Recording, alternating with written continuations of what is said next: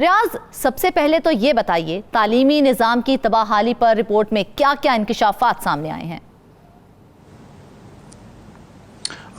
بہت شکریہ فضانہ. اس رپورٹ کی دلچسپ بات یہ ہے کہ اس رپورٹ کو پہلے 2017 تک جو ہے وہ ویب سائٹ پر اپلوڈ کر دیا جاتا تھا، اور ہر سال جب یہ رپورٹ آتی تھی تقریباً اسی طرح جولائی اگست کے مہینے میں تو اس میں یہ ہوتا تھا کہ ویب سائٹ پہ PDF میں یہ ساری بک اپلوڈ کر دی جو رپورٹ ہے ساری وہ اپلوڈ کر دی جاتی تھی، اور اس کے بعد جو ہے جو بھی دیکھنا چاہتا تھا اس رپورٹ کو دیکھتا تھا. لیکن 2017 کے بعد اس رپورٹ کو جو ہے انہوں نے باقاعدہ طور پہ اپلوڈ کرنا ہی چھوڑ دیا. اس کی وجہ یہ ہے کہ اس رپورٹ میں اتنی بری کارکردگی ہے CSS کے حوالے سے جتنے بھی امتحانات ہوتے ہیں. یعنی ہم اپنے ناظرین کو بتاتے چلیں کہ پاکستان میں گریڈ 17 سے 22 کی جو بھرتیاں ہیں موسٹلی جو ہیں وہ تمام کے تمام جو ہے وہ FPSC یعنی فیڈرل پبلک سروس کمیشن جو ہے وہ کرتا ہے، اور CSS کے تھرو بڑا ایک کمپٹیٹیو ایگزام ہوتا ہے. دن میں 2 پیپر ہوتے ہیں اور جس میں لازمی مضامین بھی ہوتے ہیں، ہم اس کی بھی بات کریں گے. تو یہ سارا جو ہے وہ ڈیٹا اور وہ جو پکچر جب وہ 2017 تک 16-17 تک بہت زیادہ اخبارات میں میڈیا میں بھی رپورٹ آتا تھا تو بڑا کرٹیسزم ہوتا تھا کہ یہ کارکردگی ہے، یہ ہمارے نظام تعلیم کی جو ہے صورتحال ہے. FPSC سے بھی پہ بھی جو ہے وہ سخت تنقید ہوتی تھی کہ یہ ان کی کارکردگی ہے. انہوں نے 17 کے بعد رپورٹ ہی جو ہے وہ اب یہ کرتے ہیں چونکہ قانون کے مطابق FPSC کے جو بائی لاز ہیں اس کے مطابق اس کو پارلیمان میں جو ہے وہ پیش کرنا ہوتا ہے، یعنی سینٹ اور قومی اسمبلی دونوں میں. تو اب پچھلے دنوں جب یہ رپورٹ آئی کہ انہوں نے پیش کرنا ہے تو میں جو پہنچا اور جب یہ رپورٹ پیش کی انہوں نے ہاؤس میں سینٹ میں تو کاپی میں نے وہاں سے اٹھا لی. تو ابھی تک تو میں نے کہیں اس حوالے سے کوئی خبر وغیرہ بھی نہیں دیکھی. ظاہر ہے اس میں بہت زیادہ ڈیٹیلڈ سے کمپریہنسو ڈیٹا ہے اور ہمارے نظام تعلیم کا جو ہے منہ بولتا ثبوت ہے جو بدقسمتی سے ہماری کارکردگی ہے. مثال کے طور پر 5 سال کا ڈیٹا ہے 2018 سے 22 کا، تو 2018 میں 11,781 کے قریب جو ہے لوگ تھے انہوں نے اپلائی کیا تھا لازمی مضامین کی اگر ہم بات کریں. پھر اس کے بعد اب 2022 میں جب لوگوں نے اپلائی کیا تو وہ تعداد جو ہے وہ 19,440 تک یعنی تقریباً 20,000 تک وہ تعداد پہنچ گئی. تو جو تعداد ہے اپلائی کرنے والوں کی وہ بڑھتی جا رہی ہے. لیکن بدقسمتی یہ ہے کہ اسلامیات، پاکستان افیئرز، جو کرنٹ افیئرز ہیں اس میں سب سے زیادہ بچے فیل ہوئے ہیں. جو سب سے آسان سمجھا جاتا ہے یعنی جنرل نالج وغیرہ کے حوالے سے اسلامیات پاکستان، جو ظاہر پاکستان افیئر جو ہمیں تو ازبر ہونی چاہیے یہ چیزیں، 16-17 سال جو ہے تعلیم میں یہ ہم پڑھتے رہتے ہیں، لیکن وہ اس حوالے سے بدترین کارکردگی ہے.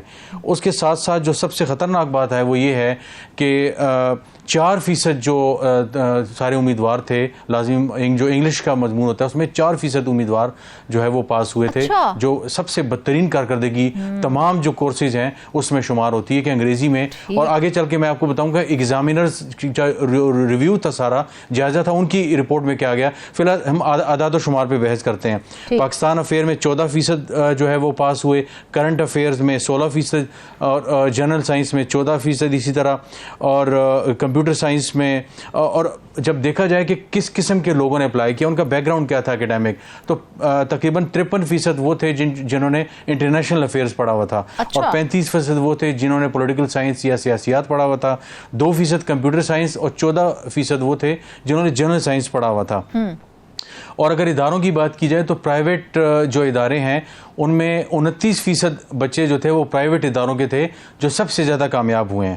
29% جو پاس ہوئے ہیں اور وہ سب سے زیادہ ان کی تعداد تھی تمام اداروں میں. سرکاری جو تھے، پرائیویٹ تھے، ملک سے باہر پڑھ کے آئے ہوئے تھے، اکیڈمیز میں پڑھے ہوئے تھے، سیلف ٹاٹ تھے، گھروں پہ پڑھے ہوئے تھے، ان سب کا. اور جو مذہبی جو ادارے ہیں، مدارس وغیرہ ہیں، ان سب کے طلباء میں جو پرائیویٹ ادارے تھے 29% ان کے طلباء جو تھے سب سے زیادہ پاس ہوئے ہیں. اس سے ہمیں اندازہ ہوتا ہے کہ ہمارے نظام تعلیم میں کس طبقے کا جو حصہ ہے وہ زیادہ سود مند ہے، اور باقی جو سرکاری ادارے ہیں جس پہ اربوں روپے جو ہے 1,000 ارب سے زیادہ جو ہے روپے چاروں صوبے اور وفاقی حکومت خرچ کرتی ہے، اس کے ریزلٹس کیا ہیں. اور یونیورسٹیز کی اگر بات کی جائے تو پنجاب یونیورسٹی کے 2,161 طلباء نے جو حصہ لیا، اس میں صرف 38 بچے پاس ہوئے، باقی ساری کے سارے فیل ہو گئے. اسی طرح نسٹ یونیورسٹی جو پاکستان کی جو ہے نامی گرامی جو ہے یونیورسٹی سمجھی جاتی ہے اسلام آباد میں، اس کے 427 جو ہے وہ طلباء نے حصہ لیا، یہ نسبتاً اچھی پرفارمنس ہے. اس کے 36 جو طلباء تھے وہ جو امیدوار تھے وہ پاس ہوئے. کراچی یونیورسٹی کے 478 طلباء نے جو ہے وہ اس میں حصہ لیا امتحان میں، 3 جو ہے صرف پاس ہوئے. کراچی یونیورسٹی پورے سندھ کی کراچی کی بڑی یونیورسٹی جو ہے سمجھی جاتی ہے. 478 میں سے صرف 3 بچے جو ہیں وہ CSS کا ایگزام جو ہے وہ پاس کر سکیں 2022 کا. جتنے اسی فیصد طرح آپ NDU ہمیں جو ہے بتا رہے ہیں ریاض, اس حساب سے تو دیکھا جائے تو پھر یونیورسٹیز کیا کر رہی ہیں کہ 100 کی حساب سے طالب علم جو ہے وہ پیپر دیتے ہیں, جن میں سے چند لوگ, 100 بھی نہیں, 470 کے قریب آپ نے ہمیں بتایا, جس میں سے صرف 36 اسٹوڈنٹس جو تھے وہ پاس کر سکے. تو اگر یہ حساب ہے تعلیم کی معیار کا ان یونیورسٹیز کا, تو پھر کیا پڑھایا جا رہا ہے ان یونیورسٹیز میں؟ اب یہ تو وہ سارا ڈیٹا ہے جو ظاہر اس رپورٹ میں موجود ہے. بڑا انتہائی اہم ڈیٹا ہے. میرا خیال ہے کہ پالیسی میکرز اور ہمارے جو نظام تعلیم میں جو سسٹم اس چیز کو دیکھتے ہیں, کریکولم بناتے ہیں, کورس ورک جو ہے وہ بناتے ہیں سارا, ان کو ظاہر اس کو دیکھنا چاہیے کہ اس رپورٹ کے اندر کیا کیا لکھا ہوا ہے. اب ذرا اگر ہم آئیں اس طرف جہاں پہ ایگزامینرز جو ہوتے ہیں, جنہوں نے پیپرز چیک کیے ہیں, ان کے ریویوز جو ہیں, چند 4-5 جو مضامین ہیں ان کے بارے میں بڑے حیران کن. تو مثال کے طور پر انگلش جو ایسے ہے اس میں 19,220 لوگوں نے جو ہے وہ ٹیسٹ دیا, جس میں صرف 220 جو ہے وہ لوگ پاس ہوئے. 19,220 لوگوں نے انگلش کا جو مضمون نویسی ہوتی ہے, ہاں جی, تقریباً 20,000 طلباء جو امیدوار تھے مختلف یونیورسٹیوں کے اور کالجز کے, انہوں نے اپلائی کیا تو 220 جو بچے ہیں وہ صرف پاس ہوئے. اس میں ایگزامینرز نے جو ریویو دیا وہ یہ انہوں نے کہا ہے کہ 16 سال جب ہم تعلیم حاصل کرتے ہیں بچے پاکستان میں, تقریباً 16 سال کی جو تعلیم ان کی ہوتی ہے, تو انہوں نے BS کیا ہوتا ہے یا MA MSc کیا ہوتا ہے. اب وہ ظاہر MA MSc ختم ہو گیا, موسٹلی جو ہے بیچلرز آف سائنسز یا بیچلرز آف جو ہے آرٹس آ گیا ہے, BA جو ہے وہ BS جسے کہتے ہیں 4 سال کا انڈر گریڈ. اس میں بدقسمتی یہ ہوئی کہ ان کا یہ کہنا ہے کہ جب BS آ گیا ہے تو 16 سال میں ایک بچہ جو ہے وہ پڑھتا ہے. یہاں پہ انگریزی کا جو ایسے ہے جس میں 220 بچے پاس ہوئے ہیں 20,000 میں سے, ان کا یہ کہنا تھا کہ ان میں تجزیہ کرنے کی سکلز ہی نہیں ہے. جب انہیں کہا گیا کہ کلائمیٹ چینج پہ لکھیں, ماحولیاتی تبدیلی پہ لکھیں, تو ان کو لکھنا ہی نہیں آ رہا کہ کریٹیکلی انہوں نے کیسے لکھنا ہے, تنقیدی جائزہ کیسے لینا ہے, فیکٹس اور فگرز کے ساتھ, ڈیٹا کے ساتھ. بالکل ریاض, آپ نے ابھی کچھ دیر قبل یہ بھی ذکر کیا کہ تعلیم کی تو بات اپنی جگہ ہے, تعلیم تو اپنی جگہ ہے ہی. اگر مطالعے کی بات کریں تو مطالعے کی کمی کا بھی فقدان دکھائی دیتا ہے. اس کا کیا سدباب کیا جا سکتا ہے؟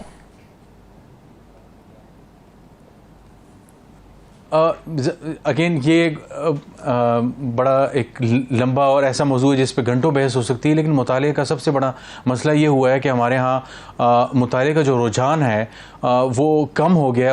اس کی بڑی وجہ یہ ہے, یہ جو سیل فونز ہمارے گھروں میں آ گئے ہیں وہ اتنی زیادہ ہماری زندگی میں آ گئے ہیں کہ ہم سارا دن سیل فونز بڑے جو ہے وہ استعمال کرتے رہتے ہیں. جو چھوٹے ہیں گھروں میں ہمارے, وہ اس کی طرف اس طرح توجہ بھی نہیں دے پاتے. آپ کے انفارمیشن کا بہت بڑا ذریعہ ہے, 1 کلک کے اوپر آپ کو ہر طرح کی معلومات مل جاتی ہے, ہر طرح کی انفارمیشن مل جاتی ہے.